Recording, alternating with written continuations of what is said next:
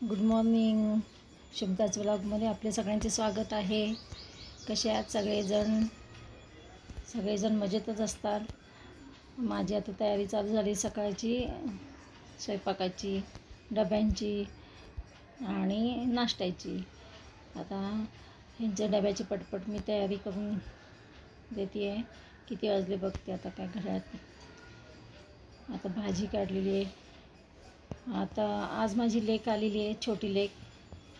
त्याच्यामुळे म्हटलं आता भेंडी, पण तिला भेंडी आवडते म्हणून भेंडी थोडीशी आहे ती थोडी भेंडी करावी आणि ह्यांच्या डब्यासाठी वेगळी भाजी करावी.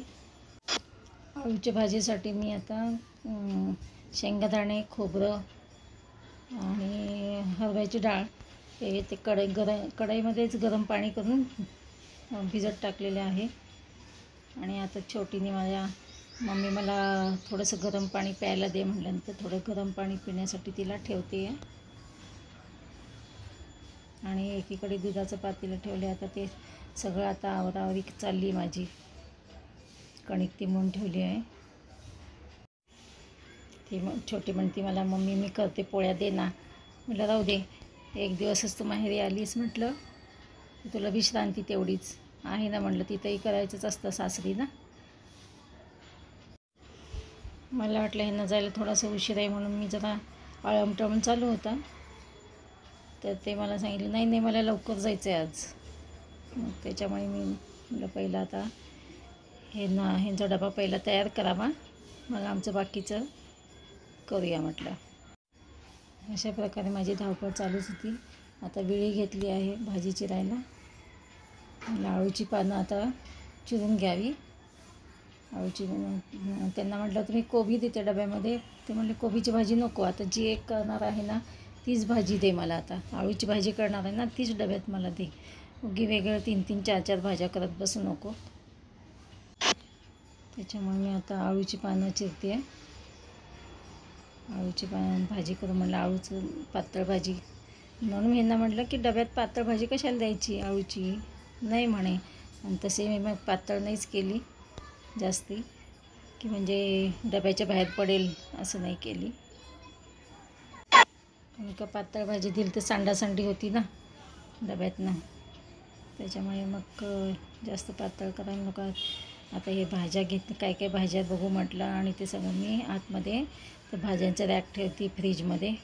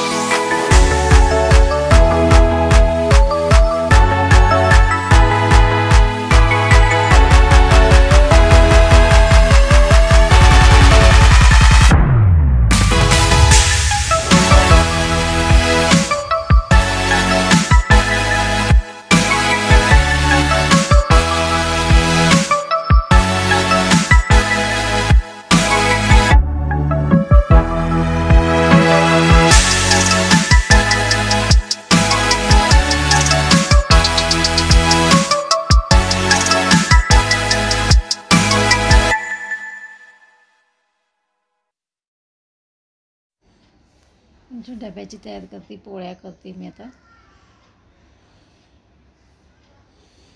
चला आता पटपट किती वाजले त्यांना विचारलं होते, किती वाजले, चला आता तुमचा डबा भरती पडदिशी. हे काय सगळं झालं, त्यांचा डबा बिबा भरून झालं. आणि किचन कट्टा आता मी किचन शेगडी, गॅस शेगडी आणि किचन कट्टा ही साफ करते मी आता. झालं एकदाची डबा झाला, स्वयंपाक झाला. चला आता म्हणलं सगळं एकदाची साफ करून टाकूया सगळं किचन कट्टा. अशा प्रकारे सकाळचं आता स्वयंपाक, नाश्ता, डब्बा सगळं झालेलं आहे. आता छोटीला म्हटलं मी आज तुझ्या ॲब्रोज करते. खूप दिवस झाले ती ना माझ्याशिवाय ॲब्रोज करतच नाही, दुसरी कुठे ॲब्रोज करत नाही. म्हटलं चला आलीस तर आणायचं तुझ्या, आज मी ॲब्रोज करते. आणि केसामध्ये डेंड्रफ झाले का पाहते, डेंड्रफ काढून टाकते, केसांना तेल लावते. म्हटलं ती माझ्याकडे आली ना ती म्हणते नको मम्मी तू दमलेली असती, नको नको करत असते. अगदीच अर्जंट असेल तर ते ॲब्रोज करते. आणि तिलाही कामामध्ये वेळ नसतो ना, तिचाही जॉब चालू असते, तिला सॅटर्डे संडे फक्त सुट्टी असते. मोठी पण तशीच करते मला, मोठी पण लवकर जवळ राहती, पण अजिबात ती ॲब्रोज पण लवकर करत नाही. नको म्हणती मम्मी तू पण दमते, आता नको मला, अगदी अर्जंट काही कार्यक्रम असेल तरच करतात. मग मी घर सगळं पुसून घेतलं होतं. आणि आता किचन कट्टा पुसला तर म्हणलं चला आता खाली नुसतं एका फडक्याने त्याच फडक्याने खालचं सगळं किचनचं मधलं पुसून घेऊ म्हटलं. आता कुठे माप घेऊ म्हटलं, कारण का किचन खूपच छोटं आहे ना, त्याच्यामुळे पटदिशी होऊन जाईल. म्हणून म्हटलं चला आता एवढे एक हात मारलं म्हणजे झालं आता सगळं साफसफाई. अशा प्रकारे माझं किचन कट्टा, किचनमधलं खालचं स्पेस सगळं पुसून झालेलं आहे, सगळं आवरून झालं आहे. आता म्हटलं चल तुझ्या मी ॲब्रोज करते.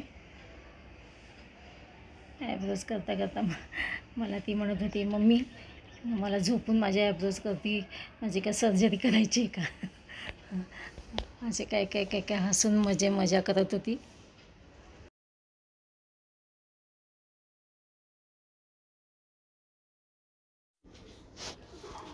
अशा प्रकारे मी तिच्या ॲब्रोज करत होते.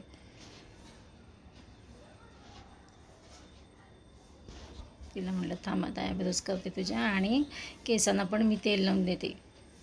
थोडं डेंड्रफ आहे, डेंड्रफ पण काढते म्हटलं. खरं सांगू का, मुली आल्या ना आईला असं वाटतं की काय करून काय नाही.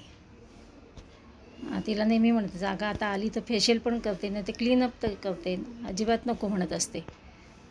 म्हणलं निदान जाऊ दे आता एवढे तर करून देऊ म्हटलं तुला.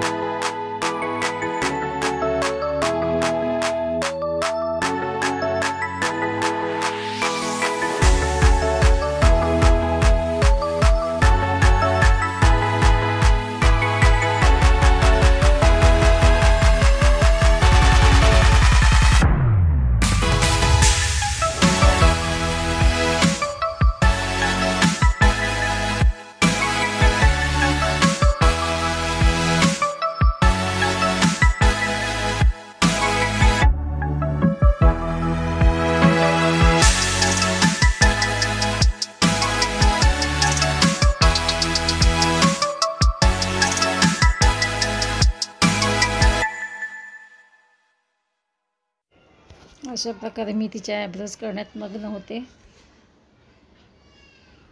तिला वारंवार म्हणते बघ खूप दिवसांनी ॲब्रोज करते, व्यवस्थित झाले का नाही नीट बघ, कारण का तिला जाडच ॲब्रोज लागतात. आणि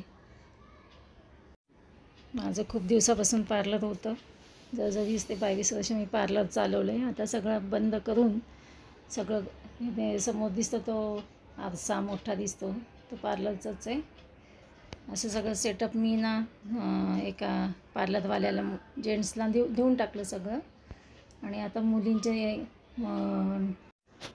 मोठ्या मुलीची डिलिव्हरी झाली ना, त्याच्यामुळे तिची डिलिव्हरी, तिचं बाळ सांभाळायचं आणि ह्या छोटीचं लग्न झालं, त्याच्यामुळे मी आता हे सगळं सध्या बंदच केलेलं आहे पार्लरचं हे सगळं. त्याच्यामुळे मी आता हे घरच्या घरीच करते.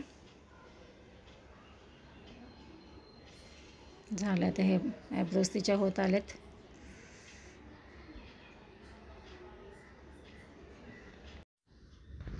किती काय आता पार्लर जरी बंद असते, ती जी आपली सवय असते ती जात नसते. आपण जे काम करतो ना त्याची सवय कधी जात नसते. मला खरं आवडतं आहे पार्लर हे मनापासून, नाही का. झाले आता तिचे ॲब्रोज झाले.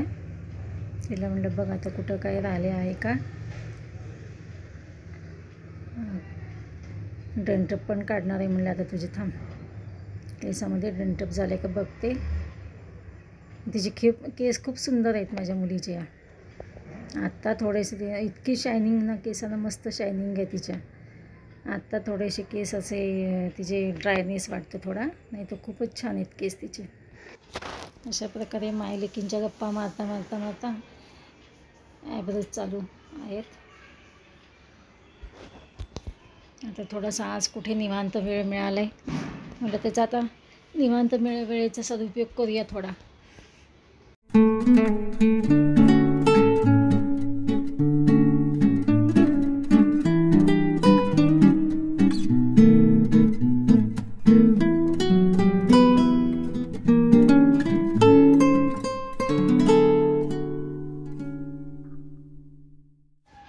आता आमची चालू झाली हेअर ट्रीटमेंट.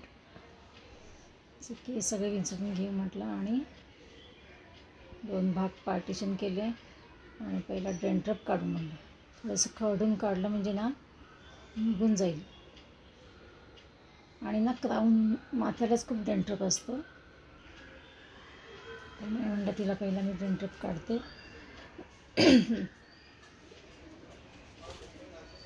अशा प्रकारे माझं हे डेंड्रफ काढणं चालू आहे.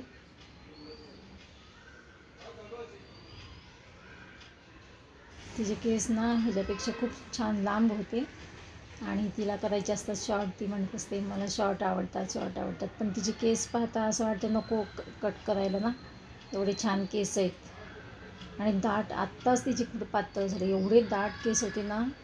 ती 12वीत असताना तर बापरे खूपच छान केस होते, लांब आणि इतके शायनिंग होते ना केसांना. तिचे खरंच पहिल्यापासूनच केसांना खूप शायनिंग आहे, लहानपणापासूनच. तिचा पहिल्यापासून हिचा ना मशरूम कट असायचा आणि इतके केस ना सिल्की छान असायचे ना. तिच्या वर्गातले टीचर पण म्हणायचे तू कुठला शॅम्पू वापरते काय, इतके छान केस आहेत तिचे. आता हिचं सगळं डेंड्रफ काढते मी आता. आणि खोबऱ्याचं तेल आहे ना हे सगळं आता माथ्याशी मुळामुळाशी लावते केसांना. आता हिचा डेंड्रफ काढण्यातच माझं खूप वेळ जाणार आहे,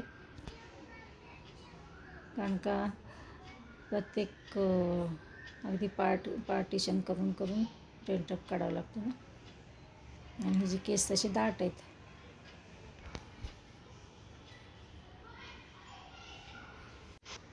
अशा प्रकारे आमच्या गप्पा मारता मारता मारता केसांची ट्रीटमेंट पण चालू होती.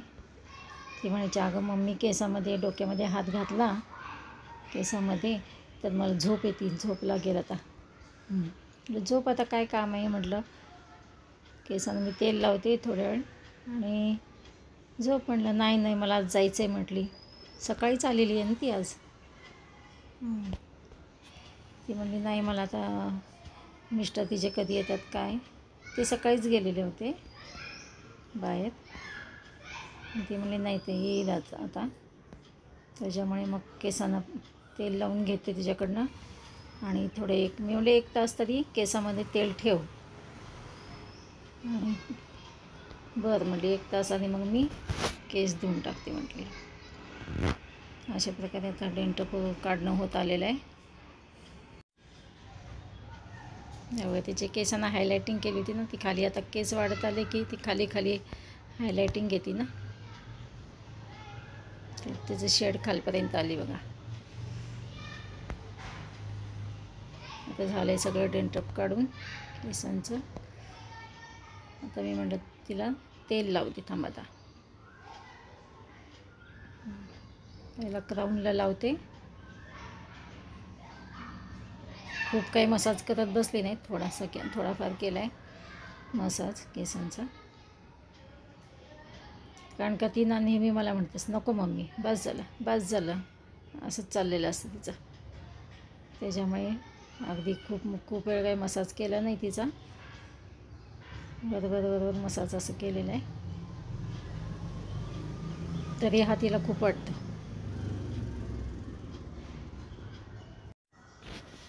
जरा डोक्याचे पण पॉईंट्स दाबू म्हटलं, थोडे पॉईंट्स दाबून दे म्हटलं. केसांच्या अगदी टोकापर्यंत, टोकाला पण लावते तेल. थोडेसे डोक्याचे थोडे पॉईंट्स पण दाबून दिले.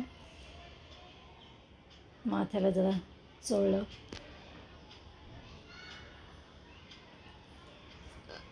अशा प्रकारे आमचं केसांना जरा पॉईंट्स पण दाब.